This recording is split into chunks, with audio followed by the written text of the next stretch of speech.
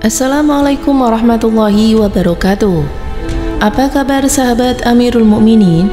Semoga semua dalam lindungan Allah Subhanahu wa Ta'ala. Mengubah keyakinan sepenuhnya dengan memeluk Islam, para mu'alaf punya pengalaman istimewa tersendiri di dalam hidupnya. Datang dari segala penjuru dunia, mu'alaf-mu'alaf tersebut merangkai cerita bagaimana mereka memulai memeluk agama Islam. Uniknya, mereka datang dari latar belakang yang berbeda, yang mungkin sebelumnya tak pernah terfikirkan olehnya. Kemudian mereka menjalankan hidup sesuai dengan perintah Allah dan memperkenalkan Islam pada orang-orang di sekitarnya. Inilah kisah seorang pria mu'alaf dari Kanada. Berikut adalah kisahnya. Nama aslinya adalah Dennis Braden Philip. Namun setelah memeluk agama Islam, pria berdarah Jamaika ini mengubah namanya menjadi Abu Aminah Bilal Phillips. Bilal dibesarkan dalam kultur musik Jamaika, sehingga ia begitu mencintai musik dan memilih menjadi gitaris. Pria yang mengagumi Jimi Hendrix dan juga Bob Marley ini sempat kuliah di Universitas Simon Fraser di Vancouver, Kanada. Kepiawaiannya dalam bermain gitar pun kerap dibawa saat mengamen di klub-klub atau di kafe-kafe. Kegemaran bermain musik pun membuat pria kelahiran 6 Januari 1946 sempat berkunjung ke Malaysia dan juga Indonesia.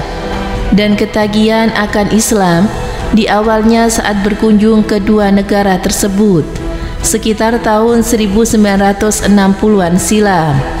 Sekembalinya pada tahun 1973, Bilal kemudian memutuskan mempelajari Islam secara serius.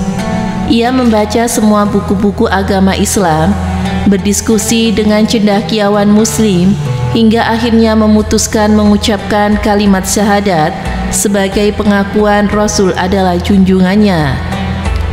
Menjadi mu'alaf kemudian membuat Bilal berhenti menjadi musikus dan mengaku tak nyaman lagi berkecimpung di dunia musik. Ia mengaku bahwa menjadi artis sangat rentang melanggar apa yang dilarang oleh Allah. Ia pun kemudian bersekolah dan mendaftarkan dirinya ke jurusan studi Islam di Universitas Islam Madinah, Arab Saudi. Menurutnya, belajar secara langsung dari sumber klasik di kota-kota bersejarah akan membantunya belajar lebih dalam dan berbeda dalam menerjemahkan Islam secara murni. Selesai sekolah di Madinah, ia melanjutkan program masternya ke Universitas Riyadh. Sambil kuliah, Bilal nyambi menjadi pembawa acara Why Islam di Channel 2, sebuah studi TV milik pemerintah Saudi. Acara itu sebenarnya seputar wawancara dengan para mu'alaf yang tertarik dan jatuh cinta pada Islam. Dan lewat acara tersebut, panggilan Bilal pada Islam semakin kuat. Imannya pun semakin tumbuh mengakar di dalam dirinya. Ia pun kemudian terinspirasi menulis buku bernafaskan Islam, di antaranya tentang poligami dalam Islam dan prinsip dasar iman dalam Islam. 3.000 orang tersentuh ucapan Bilal.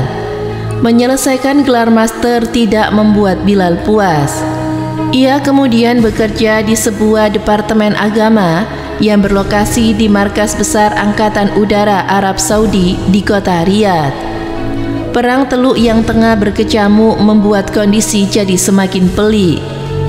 Irak bahkan menginvasi Kuwait karena menolak penghapusan hutang luar negeri Saddam Hussein. Dikala itu, posisi Kuwait kewalahan dan akhirnya mendesaknya permintaan bantuan ke Amerika Serikat. Negara adik kuasa itu pun kemudian mengirimkan pasukan yang membuat pangkalan di Arab Saudi. Bilal kemudian kebagian tugas memberikan materi tentang Islam kepada pasukan asal Amerika Serikat itu.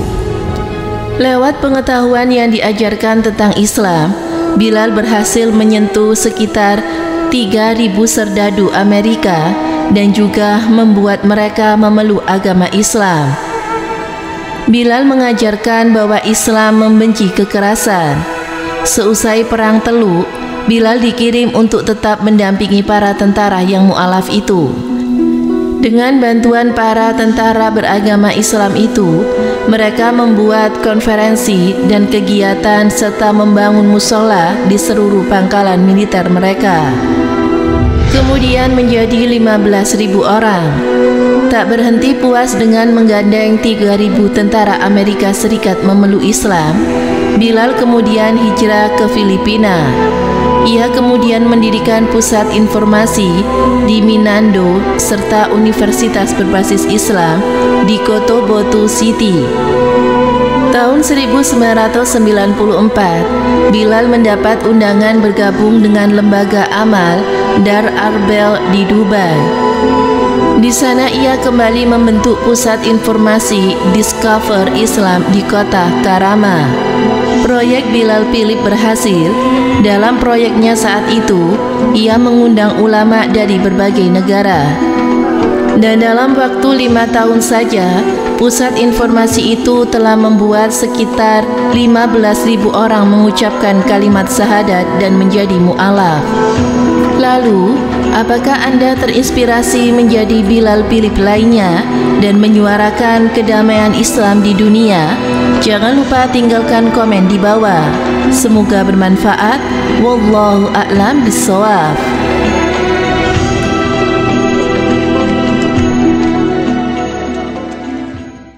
Assalamualaikum warahmatullahi wabarakatuh. Nabi Muhammad SAW dan 124.000 Nabi dan Rasul semuanya tidak meminta upah dari dakwanya. Upahnya hanyalah dari Allah Subhanahu wa Ta'ala. Mereka sangat ikhlas dan hanya mengharapkan keimanan para umatnya. Tidak sedikit dari para nabi itu dan rasul itu yang lebih memilih kelaparan daripada meminta dakwah upah dari dakwanya. Rasulullah Muhammad SAW contohnya, beliau memilih kelaparan daripada meminta dakwah kepada umatnya. Di dalam hadis ataupun naas tidak disebutkan bahwa Nabi Muhammad itu meminta upah atas kaumnya. Bahkan Rasulullah Muhammad SAW mengorbankan jiwa dan hartanya untuk Islam. Seperti istri beliau Khadijah, harta bendanya habis untuk dakwah Islam. Bahkan saat Khadijah wafat, beliau tidak memiliki kain kafan dan beliau mendapatkan kain kafan dari malaikat Jibril. Perilaku yang sama juga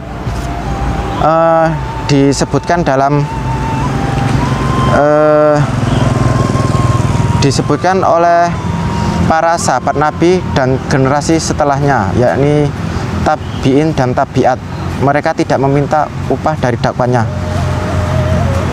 Menurut ulama menyebutkan bahwa upah dari dakwah, bahwa ada yang menyebutkan bahwa ada yang boleh dan ada yang tidak boleh. Demikian, semoga memberi manfaat. Wassalamualaikum warahmatullahi wabarakatuh.